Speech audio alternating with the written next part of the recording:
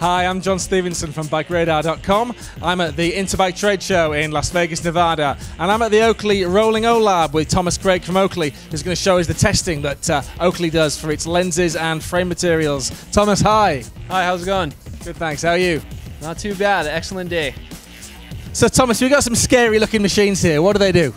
Well, basically, this is part of ANSI's national standards, which stands for American National Standards Institute, Z87.1. And basically, we test for optical clarity, definition, and basically, these machines are what we use to test them. We start with our scope test here, and then we got our laser test on the right side. Starting with the scope test, it's going to basically test for the overall quality of the lens material.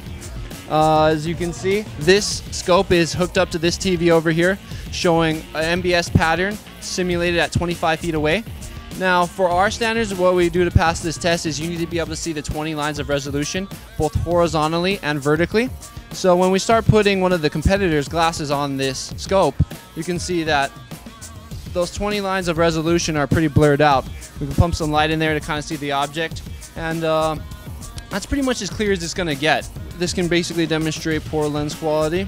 It doesn't matter whether it's a clear lens or glass, whatever have you. It's still gonna not be as clear if the lens quality is poor or if the lens geometry is messing up, causing the light to pass at an untrue angle. So when you start wrapping a frame, light passes through this frame and starts bouncing around all over the place. What we did to correct this is we created HDO, and through HDO we created XYZ optics. So it rakes to the face and wraps to the head, and basically it's really thick at the optical center, which attracts the most light, and it tapers out towards the edges of the lens, allowing light to pass naturally through it, giving you clear optics, as you can see on this MBS pattern.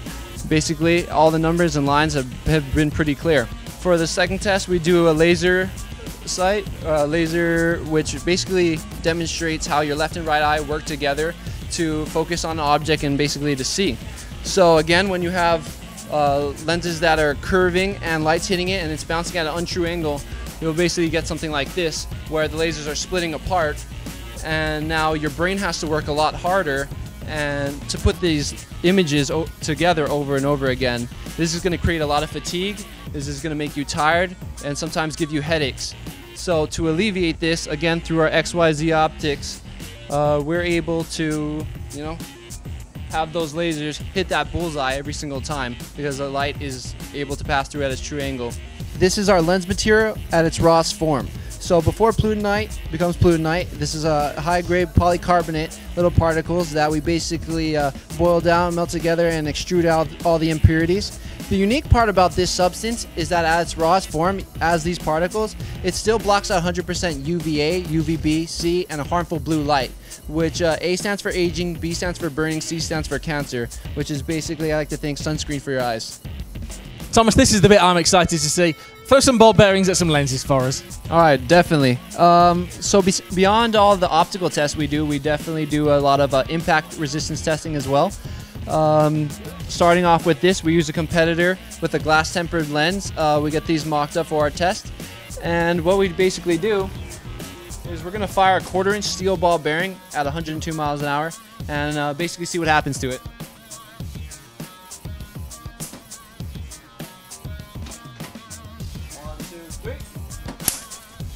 Ow, I'm really glad I wasn't wearing those. Definitely. Gives new meaning to the word glass eye, huh? Using our Oakley flak jacket with the same plutonite lens technology to pass all the optics tests. You can see that if we do the same test for these lenses, that's basically the result. Barely any damage. Exactly. A little taken off the iridium coating, but I'd way rather have that scratch than have that glass in my eye. Thomas, thanks very much. Thank you very much.